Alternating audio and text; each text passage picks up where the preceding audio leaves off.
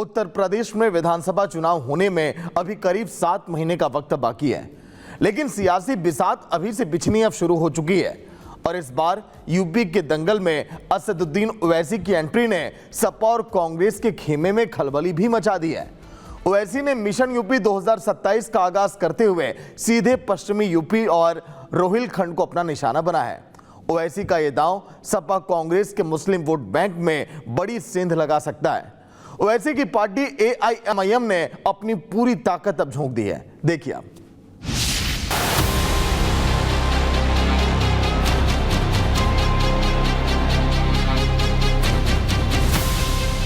उत्तर प्रदेश विधानसभा चुनाव में भले ही अभी 7 महीने से ज्यादा का वक्त बचा है, लेकिन प्रदेश में अभी से ही सियासी बिसात बिछनी शुरू हो गई है।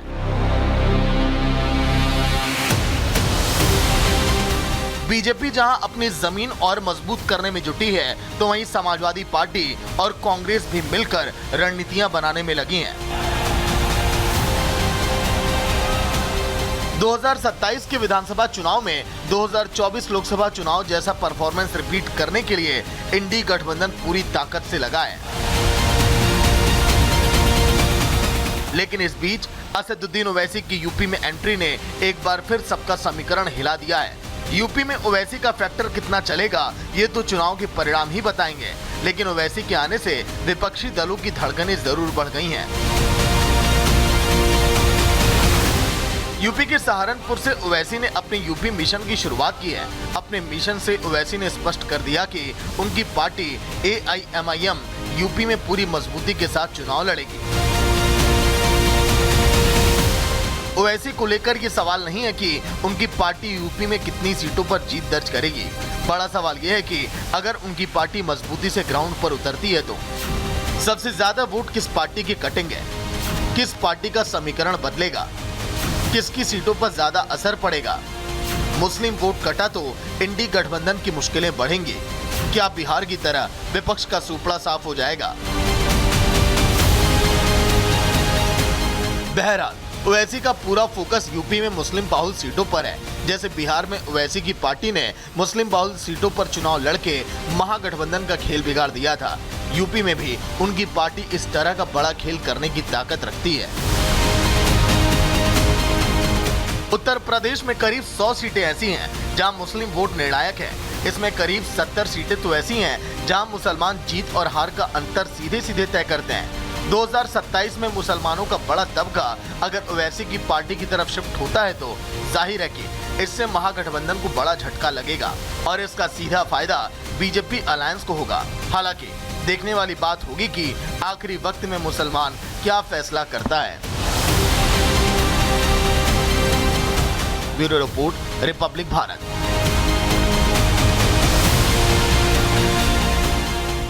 यूपी के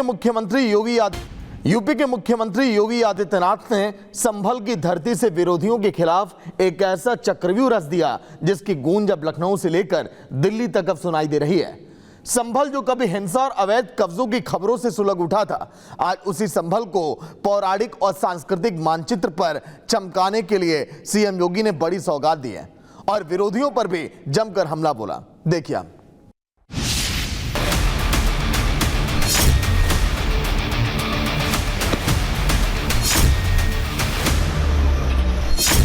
आक्रांता जब आते हैं तो वह केवल वह खजाना ही नहीं लूटते, बल्कि धर्म और संस्कृति को भी रौंदते हैं। अभी 36 घंटे भी नहीं बीते थे कि संभल में भूमाफियाओं के कब्जे से छुड़ाई गई जमीन गरीब परिवारों को आवंटित हो गई। संभल के मुकर्रबपुर में कल योगी प्रशासन का पीला पंजा जमकर गरजा था।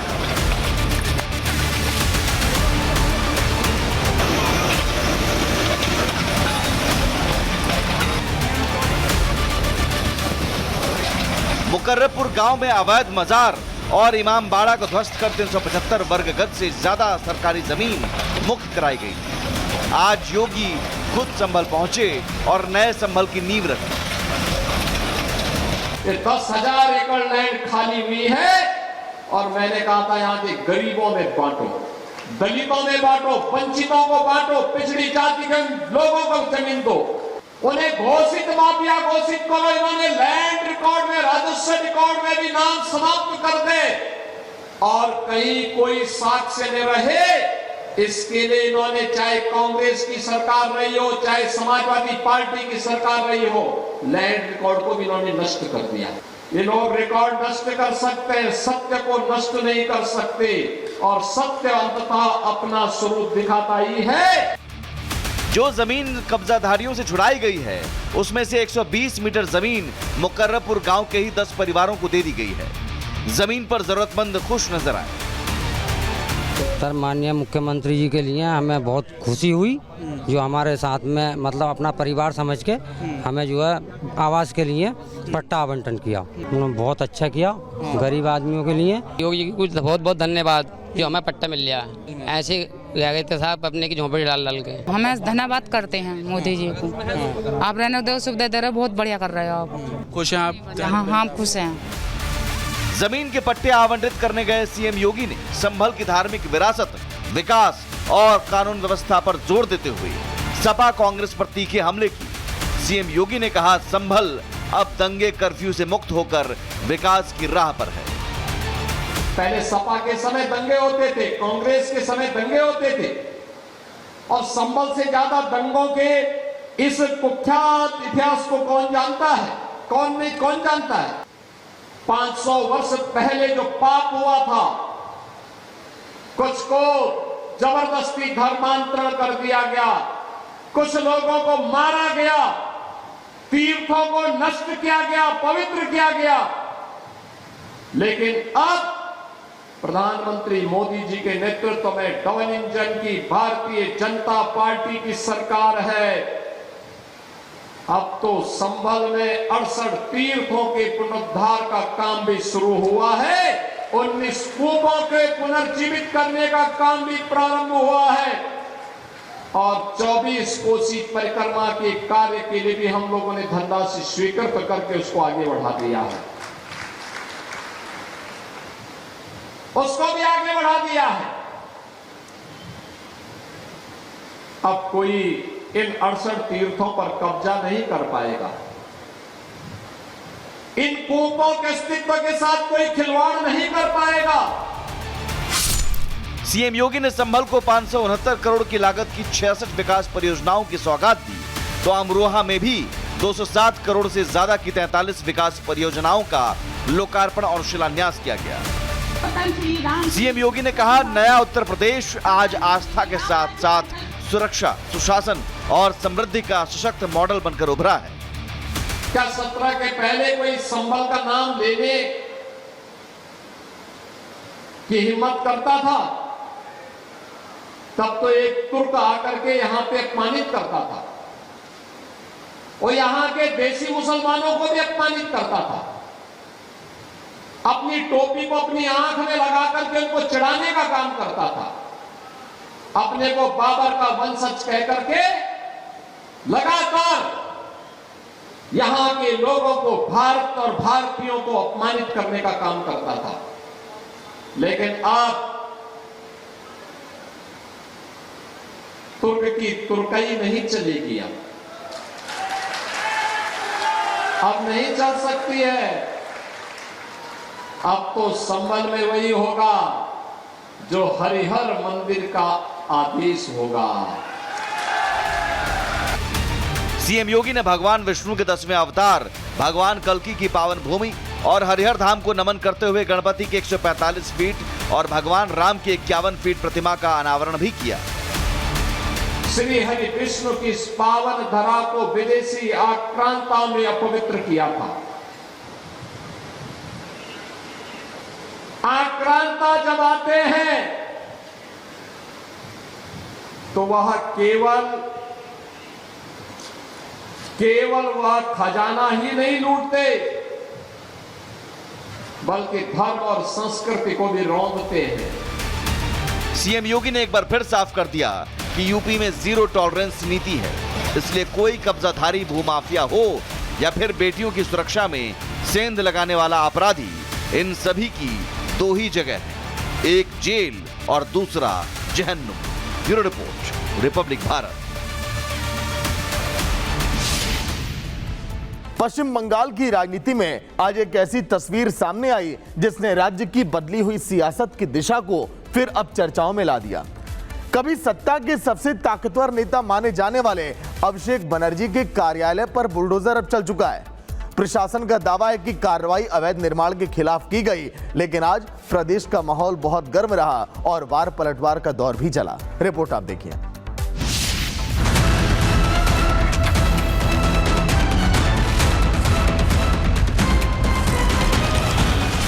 हम अगर झुकेंगे लोकतंत्र में, लोगों के सामने झुकेंगे, जनता के सामने झुकेंगे, दिल्ली के दरिंदों के सामने झुकेंगे नहीं। बुलडोजर के आगे मिनटों में ये ढहती दीवारें, चारों तरफ सुरक्षा बलों का कड़ा पहरा और सड़क के दोनों तरफ बैरिकेडिंग। मौके पर प्रशासनिक अधिकारियों की मौजूदगी और देखते ही देखते मलबे में तब्दील होता वो दफ्तर जहां कभी टीएमसी की रणनीतियां तैयार होती थी, जहां चुनावी बैठकों से लेकर संगठन की बड़ी योजनाओं पर चर्चा होती थी, लेकिन आज सब कुछ मलबे में तब्दील है। অভিষেক ব্যানার্জি তো আর আইনের ঊর্ধ্বে নয়, ভারতবর্ষের আইনের ঊর্ধ্বে নয়। তো অন্য লোকের যদি ইলিগাল বাড়ি বানালে যদি ডেমোলিশ হয় তো অভিষেক ব্যানার্জির হবে না। इस पूरे घटनाक्रम को समझने के लिए कहानी को थोड़ा पीछे लेकर जाना होगा। साल 2011 जब ममता बनर्जी ने 34 साल पुराने वाम शासन को खत्म कर बंगाल की सत्ता पर कब्जा किया, उसी दौर से अभिषेक बनर्जी का राजनीतिक ग्राफ तेजी से ऊपर चढ़ना शुरू हुआ। डायमंड हार्बर से सांसद बनने के बाद उन्होंने संगठन में अपनी मजबूत पकड़ बनाई, युवा कार्यकर्ताओं के बीच प्रभाव बढ़ाया और धीरे धीरे पार्टी में नंबर 2 की भूमिका तक पहुंच गए। राष्ट्रीय महासचिव बनने के बाद चुनावी रणनीति हो, संगठन का विस्तार हो या उम्मीदवारों की चयन का मामला, हर बड़े फैसले में इनकी भूमिका सत्ता के केंद्रीकरण के आरोप लगते रहे हैं। हर फैसले में इनकी भूमिका लगातार बढ़ती चली गई। टीएमसी समर्थक उन्हें ममता बनर्जी का राजनीतिक उत्तराधिकारी बताते रहे, जबकि विपक्ष लगातार उन पर परिवारवाद और सत्ता के केंद्रीकरण के आरोप लगाता रहा। राजनीतिक ताकत बढ़ने के साथ ही साथ विवाद भी बढ़ते गए। कोयला तस्करी मामले में सवाल उठे, शिक्षक भर्ती घोटाले को लेकर विपक्ष हमलावर हुआ, कथित अवैध संपत्तियों और वित्तीय लेन देन को लेकर भी आरोप लगे। कई बार केंद्रीय जांच एजेंसियों ने पूछताछ की नोटिस भी भेजी और लंबी जांच चली। हालांकि अभिषेक बनर्जी और टीएमसी लगातार इन आरोपों को राजनीतिक साजिश बताते रहे और हर आरोप को सिरे से खारिज करते रहे।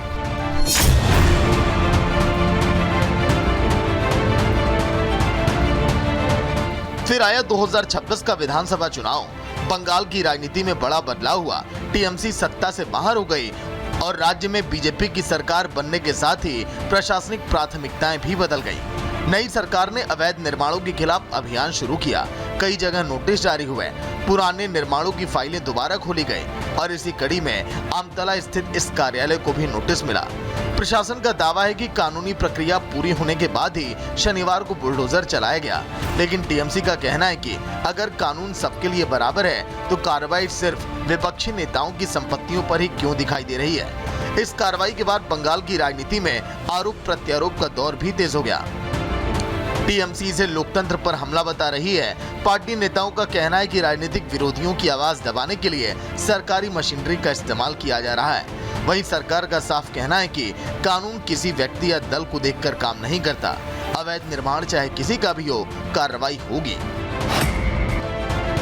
आमतला में स्थित अभिषेक बनर्जी का ये पार्टी कार्यालय प्रशासन ने पहले भी नोटिस जारी किया था। तय समय में जवाब नहीं दिया गया, जिसके बाद कार्रवाई हुई। शनिवार को बुलडोजर से इमारत को ढहा दिया गया। मौके पर भारी पुलिस बल की तैनाती रही और प्रशासनिक अधिकारी भी मौजूद रहे। कार्रवाई के दौरान इलाके में सुरक्षा के भी कड़े इंतजाम किए गए थे। टीएमसी ने इसे राजनीतिक प्रतिशोध बताया।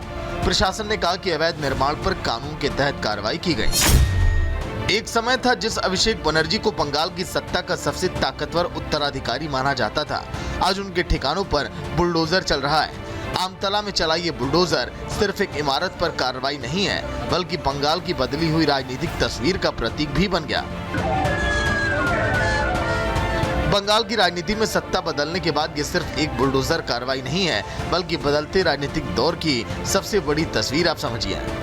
जिस इमारत में कभी रणनीतियां बनती थी, आज वहां मलबा पड़ा है। जिस नेता को कभी बंगाल की सत्ता का सबसे मजबूत उत्तराधिकारी माना गया था, आज उनका राजनीतिक कार्यालय बुलडोजर की कार्रवाई के केंद्र में है। Bureau report, Republic Bharat. अपने बयानों और कथाओं को लेकर हमेशा सुर्खियों में रहने वाले बाबा बागेश्वर एक बार फिर अब चर्चाओं में हैं। दरअसल इस बार उन्होंने मंच से मौलाना अंसारी को आड़े हाथों ले लिया, एक तीखा और खुला संदेश भी दे दिया। धीरेन्द्र शास्त्री ने दो टूक शब्दों में चेतावनी दे दी और कहा कि सनातन धर्म पर अभद्र टिप्पणियां बर्दाश्त नहीं की जाएंगी। देखिए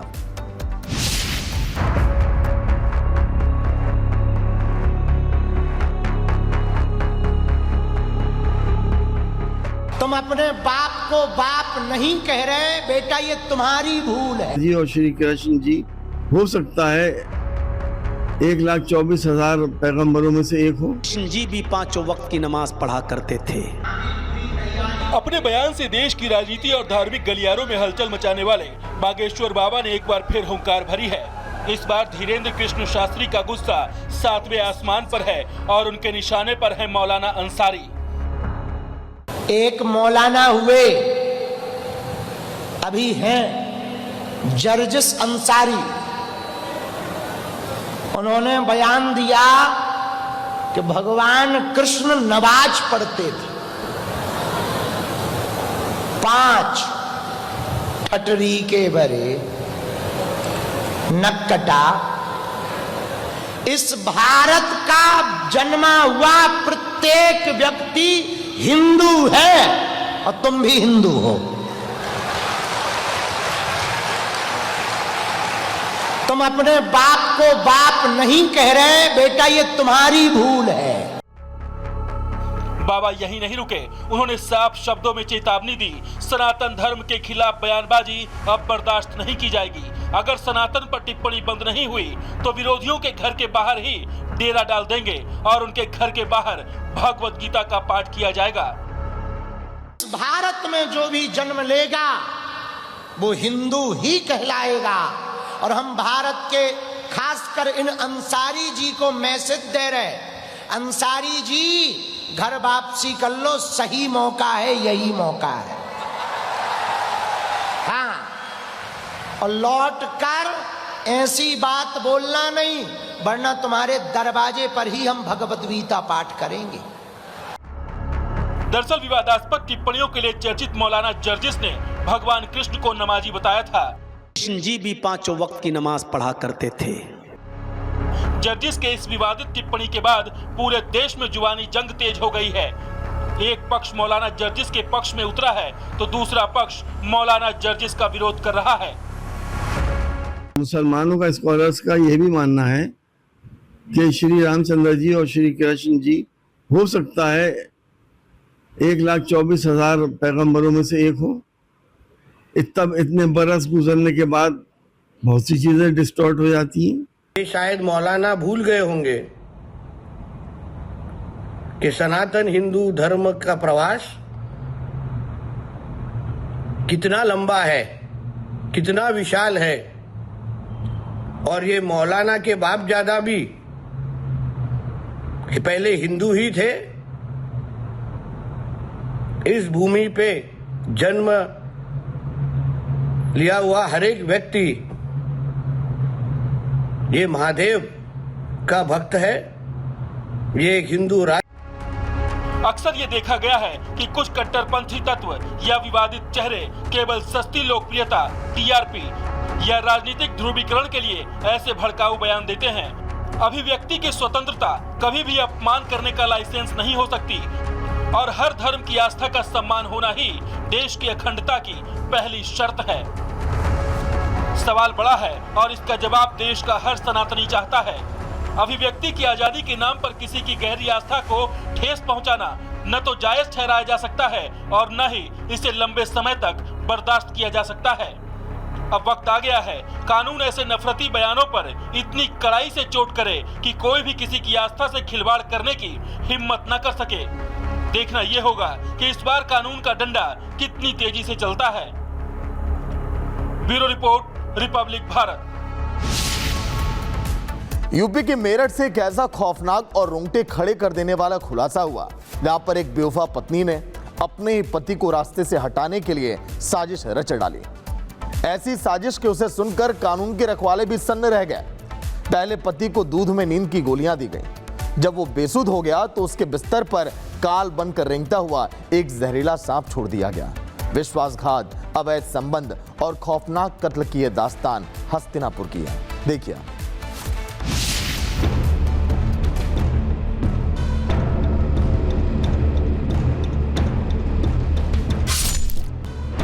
उत्तर प्रदेश के मेरठ की मुस्कान का वो नीला ड्रम कांड और मध्य प्रदेश के इंदौर का सोनम राजा कांड याद है आपको? ये दोनों हत्याकांड का जब खुलासा हुआ था तो पूरे देश की सुर्खियां बन गई थी। रिश्तों के कत्ल की ऐसी कहानी सुनकर लोगों की रूहें कांप उठी थी। जब भरोसे का गला घोटा गया तो रिश्तों की नींव हिल गई। जिस रिश्ते को प्यार और मोहब्बत से सींचा जाना चाहिए था, वहां साजिश और कत्ल की ऐसी कहानी लिखी गई जिसने न सिर्फ सबको हैरान कर दिया बल्कि इंसानियत भी शर्मसार हो गई। ऐसा ही एक और कांड हुआ है उत्तर प्रदेश के मेरठ में। यहां दामिनी ने सांप से पति की मौत की ऐसी कहानी रची कि जिसका खुलासा हुआ तो लोग सिहर उठे। लोगों को लगा कि पति की मौत तो सांप के काटने से हुई है, लेकिन जब पुलिस ने कत्ल का राज खोला तो हर कोई सुनकर सन्न रह गया। हत्या के पीछे की वो खौफनाक साजिश निकलकर सामने आई जिसे सुनकर लोगों के पैरों तले जमीन खिसक गई। यहां भी रिश्तों के कत्ल में कोई तीसरा भी शामिल था। प्रेमी को अपना बनाने के लिए पति को रास्ते से हटाने की खौफनाक साजिश रची गई। आइए ग्राफिक्स के जरिए आपको बताते हैं कि मेरठ की दामिनी ने रिश्तों की मर्यादा तार तार करने वाली यह साजिश क्यों और किस तरह से रची थी। 7 साल पहले अतुल और दामिनी की शादी हुई थी। अतुल और दामिनी ने प्रेम विवाह किया था। कुछ दिनों पहले ही अतुल ने एक स्कूल शुरू किया था। उसी स्कूल के बस ड्राइवर तुषार से दामिनी का अफेयर हुआ। अफेयर के बाद दामिनी ने अतुल की हत्या का प्लान बनाया। तुषार और दामिनी ने मिलकर कत्ल की साजिश रची। किसी खूनी अंजाम से बचने के लिए दोनों ने ऐसी प्लानिंग की कि जिससे सांप भी मर जाए और लाठी भी न टूटे। यही वजह है कि दोनों ने अतुल को सांप से कटवाकर मारने का प्लान बना लिया। दामिनी का इनके ही स्कूल के एक ड्राइवर से संबंध पता चला। इनकी लगातार उनसे वार्ता होती थी। तुषार नाम का व्यक्ति था। तुषार का जब मोबाइल और अन्य चीज़ें देखी गई तो उनके मोबाइल में एक डब्बे में बंद एक सांप का फोटो भी प्राप्त हुआ। उसके आधार पर जब उससे पूछताछ की गई तो उसने ये बताया कि 2 सपेरों से मिलकर उसने एक सांप खरीदा था। कहते हैं ना, कानून के पंजे से बचना आसान नहीं होता। साजिश रचने वाला एक सुराग जरूर छोड़ जाता है जो उसे हवालात पहुंचा देती है। यहां भी दामिनी और उसके प्रेमी ने कुछ ऐसा ही सुराग छोड़ दिया था।